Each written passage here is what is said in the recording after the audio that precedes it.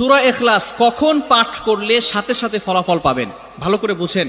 সূরা ইখলাস হচ্ছে পবিত্র কোরআনুল কারীমের ভিতরে ছোট সূরাদের ভিতরে অন্যতম একটি সূরা, তবে ফজিলতের দিক থেকে সূরা ইখলাস হচ্ছে গুরুত্বপূর্ণ ফজিলত। এবং এই সূরাটা এমন একটা সময় আল্লাহ পাক রব্বুল আলামিন নাজিল করে দিয়েছেন যখন আল্লাহ রাসূল সাল্লাল্লাহু আলাইহি ওয়াসাল্লাম দ্বীনের প্রচার করতে লাগলেন। এমন সময় আল্লাহ পাক রব্বুল আলামিন এক আল্লাহর দাওয়াত দিতে লাগলেন। তখন কাফেররা আল্লাহ রাসূল সাল্লাল্লাহু আলাইহি সাল্লামকে কোশ্চেন করলো যে মুহাম্মদ, তুমি তো এক আল্লাহর দাওয়াত দাও, আমরা তো কোটি কোটি দেবতার পূজা করি, তারা আমাদের সমস্যার সমাধান করতে পারে না।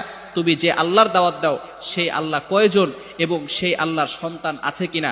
সাথে সাথে আল্লাহ পাক রব্বুল আলামিন এই কাফেরদের প্রশ্নের উত্তরে আল্লাহ রাসূল সাল্লাল্লাহু আলাইহি সাল্লামের কাছে এই সূরাটি নাজিল করলেন, কুল হুয়াল্লাহু আহাদ আল্লাহুস সামাদ লাম ইয়ালিদ ওয়া লাম ইউলাদ ওয়া লাম ইয়াকুল লাহু কুফুয়ান আহাদ।